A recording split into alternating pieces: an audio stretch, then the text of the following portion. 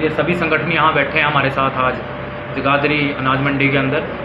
कल एक हमारा आंदोलन है सरकार के ख़िलाफ़, और जो ये गुज्जर समाज दिन प्रतिदिन मिहिर बोझ, कभी पृथ्वीराज चौहान, कभी अभी अनंगपाल तोमर जी के बारे में भी इन्होंने अभी मूर्ति लगवाने का एक कार्यक्रम 8 अगस्त का रखा है, उसको लेके एक आंदोलन कल जगाधरी के अंदर, क्योंकि कंवरपाल गुज्जर जी हमारे शिक्षा मंत्री हैं हरियाणा के, पहले भी हमने डीसी साहब को यहाँ ज्ञापन दिया था, और अभी दोबारा से एक बड़ा आंदोलन हमने उनके खिलाफ़ यहाँ पे रखा है।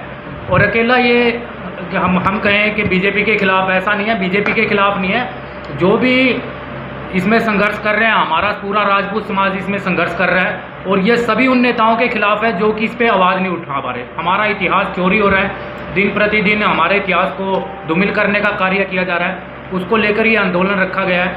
और कल भी गुज्जर समाज से एक पंचायत, एक प्रेस कॉन्फ्रेंस रखी गई थी, गुज्जर समाज ने फरीदाबाद के अंदर रखी थी, और उन्होंने जैसा कि कल फरीदाबाद के अंदर प्रेस कॉन्फ्रेंस में हमारे महापुरुषों को मतलब गलत बोलने का एक काम किया, उनको चुराने का एक काम किया, और हमारी जो सेनाएं हैं, रेजिमेंट हैं हमारी, चाहे राजपूत रेजिमेंट है, जाट रेजिमेंट है, वो उन पे हमें फ़ख्र होना चाहिए हमारी सेनाओं पे।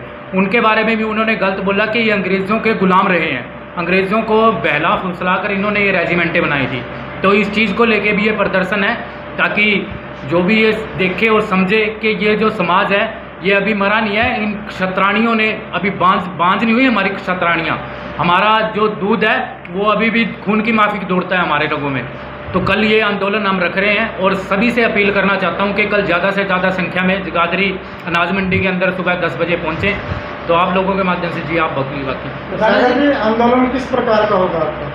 आंदोलन देखिए, हमारे बड़े बुजुर्ग भी यहाँ पे पहुँचेंगे, हमारे युवाओं का आंदोलन नहीं है, पूरे समाज से, जैसे कि साथ लगता सहारनपुर भी है, उसके बाद पूरा हरियाणा है, पूरे हरियाणा का जितने भी ज़िले हैं सबसे हमने आह्वान किया है यहाँ पहुँचने के लिए। जैसी भी रणनीति सुबह बनेगी वो टाइम टू टाइम आपको सब लोगों को बता दी जाएगी। कितने लोग पहुँचेंगे? हमारी तो संख्या 10,000 के करीब सोच रखी है हमने कि 10,000 के करीब यहाँ आए, पर काफ़ी लोग हमारे पास MP वगैरह से भी फ़ोन आ रहे हैं, दिल्ली, नोएडा, साथ लगा राजस्थान, पंजाब से भी फ़ोन आ रहे हैं, कुछ लोग अभी आना स्टार्ट भी हो गए हैं। आप लोगों ने बाहर देखे होंगे, काफ़ी लड़के आए हुए हैं, वो काफ़ी दूर दूर से आ रखे हैं, और रात को भी यहाँ पहुँचेंगे। अभी तादाद तो देखो पता लग जाएगा कल कि क्या। आपने बोला कि मूर्तियाँ लगा रहे हैं, मूर्तियाँ तो लगा सकते हैं, और क्या आपत्ति है? सर मूर्तियाँ लगा सकते हैं, मूर्तियाँ आप लोगों ने भी देखा होगा, राजपूत समाज भी मूर्तियाँ लगाता है, महाराणा प्रताप हो, पृथ्वीराज चौहान हो, अभी हमने पृथ्वीराज चौहान जी की प्रतिमा लगाई है।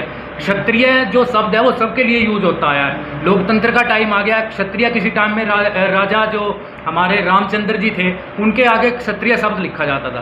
क्या आपने कहीं सुना है कि क्षत्रिय वैश्य रामचंद्र या शूद्र रामचंद्र?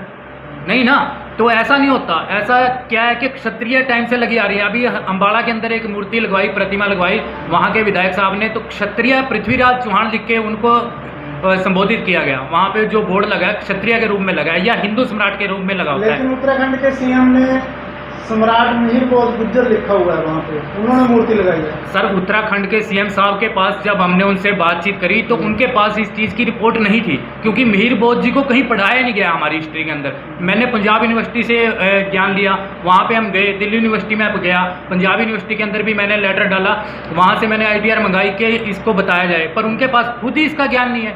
कौन हमें बताएगा?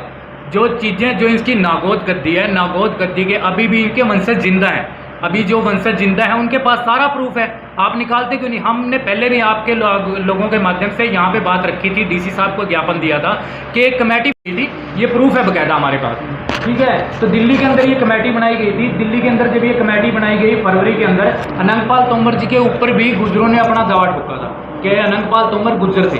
अनंगपाल तोमर गुज्जर नहीं थे, इसके अंदर पूरा प्रूफ है बकायदा, वॉल्यूम नंबर 15, 16, 17 के ऊपर लिखा हुआ है कि अनंगपाल तोमर राजपूत थे। ये सरकार द्वारा 36 पन्नों की किताब लिखी गई है।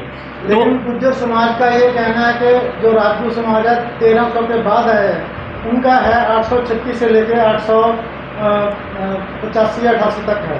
वो लोग पता नहीं किस भ्रम में जी रहे हैं सर। 700 से लेके 1200 ईस्वी तक खुद सरकार ने माना है, हर बुक के अंदर लिखा हुआ है कि वो राजपूत काल था। 1200 जब पृथ्वीराज चौहान जी का निधन हुआ, पृथ्वीराज चौहान जी के बाद अकबर आया, हुमायूं आया, फिर मुगल काल स्टार्ट हुआ। मगर 1200 ईस्वी तक तो स्पष्ट तौर से एक छत्र राज रहा है हमारा पूरे देश पे और पूरे विश्व के अंदर। पूरा एक छत्र राज क्षत्रियों ने राज किया है, राजपूत काल था, हर एक आदमी ये मानता है। वरना ये अनंगपाल तोमर जी के ऊपर जो लिखा हुआ है, काट दे इसको, अनंगपाल तोमर जी के ऊपर जो ये बुक लिखी गई है, इसके अंदर खास तौर से लिखा हुआ है कि वो राजपूत राजा थे और उन्होंने दिल्ली बसाई, जिसका नाम पहले दिल्ली हुआ करता था। बाद में इसका नाम तोड़ मरोड़ के अंग्रेजों के टाइम में दिल्ली पड़ गया। गुज्जर समाज का ये भी कहना है कि यदि उनको आपत्ति है गुज्जर लिखने में सम्राट मिहिर भोज, वो प्रेस क्लब दिल्ली में आए और वहाँ आके डिबेट करें, तथ्यों के आधार पर करें। सर प्रेस क्लब दिल्ली के अंदर आए, मैंने आपको अभी एक बात, छोटी सी बात बताई है, किससे बहस करें हम? जो हमारी रेजिमेंटों तक को गलत बोल रहे हैं। कल उन्होंने प्रेस क्लब दिल्ली के अंदर एक वार्ता की तो है, उन्होंने एक प्रेस कॉन्फ्रेंस की है, किससे बात करें? उनको यही नहीं पता कि रेजिमेंट क्या होता है। वो बोलते हैं कि अंग्रेजों के गुलाम रहे हैं। अरे हम रहे, हम ना रहे, क्या हमने किया है पूरा विश्व जानता है। पूरा विश्व जानता है कि क्षत्रियों ने क्या किया है और जाट कौम ने भी क्या किया है, पूरा ये विश्व जानता है। तब जाके रेजिमेंटें बनी है, ऐसे रेजिमेंट नहीं बनी। उनकी खुद की एक रेजिमेंट नहीं बन पा रही तो वो हम लोगों पे ब्लेम कर रहे हैं इसको बनाने के लिए भी। तो किस लोगों से बहस करें? इन लोगों से जिनको पता ही नहीं है कि सैनिक क्या होता है और क्या उसका दुख दर्द होता है। जो आंदोलन होगा कल को जी, वो क्या तय करेगा, क्या होना चाहिए, क्या नहीं? देखिए हमारी तो शुरू से सरकार से एक ही मांग रही है, क्योंकि सेंटर के अंदर भी और हरियाणा के अंदर भी बीजेपी सरकार बैठी है और कहीं ना कहीं 99% जो राजपूत समाज है वो बीजेपी के साथ इन्वॉल्व रहता है। मगर ये अनदेखी हो रही है हमारे समाज के साथ कि हमारे इतिहास को ही चुराया जा रहा है। और कहीं ना कहीं अब तो हमें ये लगने लगा है कि ये साजिश, सारी की सारी साजिश बीजेपी सरकार की है, क्योंकि वो इसको सुनना ही चाहती। अभी हमने पहले यहाँ डीसी साहब को ज्ञापन दिया। हम क्या चाहते हैं इस सरकार से? हमने क्या मांगा है इस सरकार से? हमने यही तो कहा है कि आप एक कमेटी, जैसे कि दिल्ली के अंदर एक कमेटी बनाई गई नेशनल मोनूमेंट अथॉरिटी के थ्रू, आप भी यहाँ एक कमेटी बना दीजिए और दूध का दूध, पानी का पानी कर दीजिए। सर आपको क्या लगता है कि जिस प्रकार से कंवरपाल गुर्जर जी यहाँ के कैबिनेट मिनिस्टर है, कोई राजनीतिक दबाव के कारण वहाँ पर बिल्कुल बिल्कुल राजनीतिक दबाव है सर। यह राजनीतिक दबाव ही तो चल रहा है। कृष्णपाल गुर्जर जी वहाँ जा रहे हैं 8 तारीख को, 8 अगस्त को एक मूर्ति का अनावरण उन्होंने यहाँ कर दिया मिहिर भोज जी की। अभी 8 अगस्त को ये वहाँ अनंतपुर गांव में करने जा रहे हैं, तो ये राजनीतिक दबाव ही है। परसों हम 2 दिन पहले भी सीएम साहब के जो एसडी साहब हैं उनको भी मिल के आए और हमारे जो विधायक है 2-3 उनको मिल के आए, उनको लेटर दे के आए बाकायदा। और एक सीएम साहब के पास वो लेटर पहुंच भी गया है। और कल भी हमारी बात हुई, धनखड़ साहब जो हरियाणा अध्यक्ष हैं बीजेपी के, उनसे भी हमारी बात हुई, 2 दफ़ा चर्चा हो चुकी है। और उन्होंने 2 दिन का हमारे समय मांगा था कि 2 दिन के अंदर हम इस कमेटी को बनवा देंगे, मगर अभी तक तो कोई रिजल्ट नहीं आया। तो इसके बाद तो फिर लोकतंत्र के अंदर क्या बचता है? आंदोलन। अगर कल के प्रदर्शन के बाद भी अगर सरकार आपकी जब बात नहीं मानती तो आगे क्या रणनीति है? तो फिर दिल्ली जाएंगे सर। अगर इतिहास को बचाने के लिए हमें अपनी गर्दनें भी कटवानी पड़ी, ये तो कौन वो है जिसकी गर्दनें कट गई है और दड़ लड़ते रहे, तो अगर उसको ही बचाना, हमारे पास क्या, हमें क्या मिलता है? हमें कुछ नहीं मिलता इस सरकार के अंदर। हम कोई भी प्रोग्राम करते हैं तो हम इनसे क्या मांगते हैं कि एक प्रतिमा का चौक, एक चौक हमें दे दो। हमने कहाँ नौकरियाँ मांगी है? हमारे कहाँ भागीदारी है? हमें तो कहीं दिखती नहीं है। पहले जाट समाज था तो उनकी अच्छी होल्ड थी तो वो अपना काम करवाते रहे। अभी गुज्जर समाज हो रहा है तो वो मूर्तियाँ अपनी लगवा रहे हैं। ये तो इतिहास को तोड़ मरोड़ने का काम हो रहा है। हम भी तो यही चाहते हैं कि आप सिंपल सी एक जल्दी से जल्दी एक कमेटी गठित कर दीजिए ताकि 2 समाजों के बीच का जो भाईचारा है वो बना रहे। या हिंदू चिल्लाते हैं हिंदू, क्या आप इन्हें हिंदू दिखाई नहीं दे रहा? दोनों समाज आपस में लड़ने मरने को तैयार हो रहे हैं, तो ये तो बहुत गलत बात है। तो क्या लगता है कि सरकार की जो मंशा है आपसी भाईचारा काट करके केवल राजनीति कर रहे चुनाव? सर ये ऊपर से चली हुई बात है। केंद्र सरकार के मंत्री इसके अंदर इन्वॉल्व हैं, वरना ठाकुर समाज के अंदर कितने मंत्री और कितने एमएलए आप सबको पता है, हज़ारों की तादाद में बैठे हैं। मगर हमारे लिए बोलने वाला कोई नहीं है, क्योंकि ऊपर से पता नहीं क्या प्रेशर है, क्या दबाव है, हम खुद समझ नहीं पा रहे हैं इस बात को। वरना इतनी बड़ी बात नहीं है जितनी बड़ी ये बात बन चुकी है पिछले 3-4-5 महीने के अंदर। क्योंकि काफ़ी टाइम पहले एक प्रतिमा इन्होंने दिल्ली के अंदर लगवाई थी, तभी इतना इसका वो नहीं था। बाद में इन्होंने पृथ्वी, अभी आपके सामने यहाँ भी अभी 2-4 दिन पहले बोर्ड लगाया, सर आप तो गए होंगे, और वहाँ उन्होंने पृथ्वीराज चौहान जी को भी बोलना शुरू कर दिया। ये जो मैं बुक दिखा रहा हूँ इसके मैं पूरे प्रूफ आपको कल दे देंगे। हम पूरे प्रूफ हमारे पास हैं, चाहे शिलालेख की बात कर लीजिए, चाहे आप अनंगपाल तोमर जी की। जब अनंगपाल तोमर आपके लिए सिद्ध हो चुके हैं कि वो राजपूत थे, तो उनके भांजे क्या हुए? दोते, उनका दोता ही था पृथ्वीराज चौहान, तो वो क्या हुए? वो भी राजपूत हुए ना सर, वो गुज्जर कैसे हो गए? अभी इनके आके पगड़ी सिर पे बांध के पता नहीं कौन सा इतिहास पढ़ रखा है, कौन सा ये नशा करते हैं, मेरी समझ से तो बाहर है। हम कुछ नहीं समझ रहे। आने वाले समय में क्या राजपूत समाज के लोग जो है चुनाव में भाग लेकर सरकार बनाने में कोई सहयोग करेंगे? बिल्कुल बिल्कुल सर, बिल्कुल। अगर ये सही से नहीं होती तो हमें कहीं से कहीं तक भी जाना पड़ेगा। अपनी पार्टी अगर खड़ी करनी पड़ी, हमारे बड़े बुजुर्ग कहेंगे जहां हम चलेंगे, क्योंकि वो सब ये चीज़ें देख रहे हैं। पहले मीर बोझ जी का थोड़ा सा मुद्दा हुआ करता था कि मीर बोझ जी कहीं 1%, मैं ज़्यादा नहीं कहता कि 1%, क्योंकि गुर्जर जो शब्द लिखा हुआ है, इन्होंने क्या उठाया हुआ है? गुर्जर शब्द को उठाया हुआ है। गुर्जर नहीं है वो गुर्जर है। कुछ टाइम पहले इन्होंने जब इन्होंने आरक्षण दिया ओबीसी के अंदर, आप लोगों को मैं बात बताता हूँ, मेरे पत्रकार बंधु बैठे हैं, तो जब इन्होंने आरक्षण दिया, आप लोगों को सबको बताया कि इन्होंने ये चीज़ बोल के ली थी कि हम पिछड़े उससे हैं, और गुज्जर डबल जय, आधा जय और रह, ये हुआ करता था। अभी ये गुर्जर हो गए।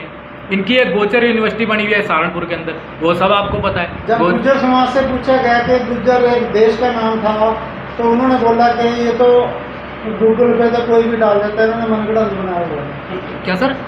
जब गुज्जर समाज से ये क्वेश्चन किया गया, गुर्जर प्रदेश था एक, इसलिए इसमें नहीं, ऐसा नहीं है। गुर्जर आंध्र प्रदेश जो था वर्तमान गुजरात और राजस्थान का और एमपी का हिस्सा था।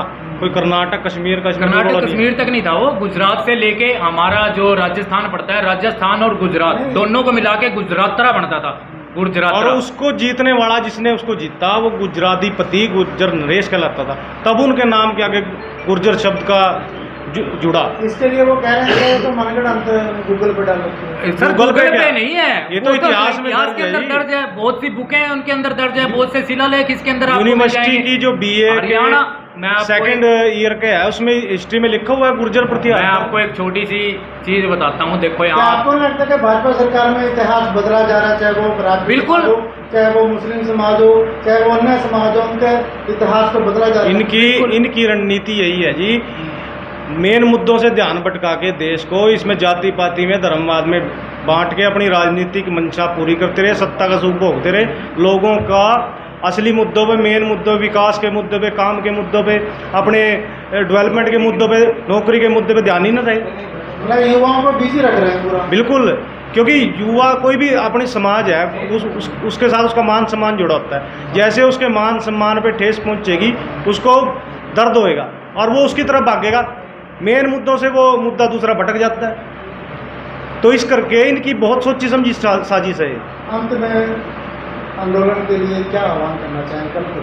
मैं तो आपके माध्यम से सभी भाइयों से और हमारे बुजुर्गों से, बड़े से, सभी पूरे मतलब जो समाज है हमारा, छत्तीस समाज है, छत्तीस बिरादरी का भाईचारा है, सबसे यही आह्वान करना चाहूँगा कि इतिहास बचाने के लिए आपको सड़कों पे आना पड़ेगा, वरना इतिहास नहीं बच पाएगा। और मैं सबसे ये आह्वान करना चाहता हूँ कि कल ज़्यादा से ज़्यादा संख्या में सुबह 10 बजे जगाधरी अनाज मंडी के अंदर सब ज़्यादा से ज़्यादा संख्या में पहुँचें और यहाँ अपने इतिहास की लड़ाई में, स्वाभिमान की लड़ाई में साथ दें। इसके बाद के मतलब कहाँ जाना? कल डिसाइड होगा जी, वो कल ना। हमारा यहाँ विरोध प्रदर्शन आपकी नहीं मानी जाती, सरकार नहीं मानती है, तो अगला कड़ा कदम तो ये कल ऐसा है जिसमें कल ये आंदोलन की शुरुआत है। रणनीति कल हम आप सबको बता देंगे कि हमारे बड़ों से बात करके कि दिल्ली कूच होगी या फरीदाबाद के अंदर, क्योंकि 8 अगस्त फरीदाबाद में भी है।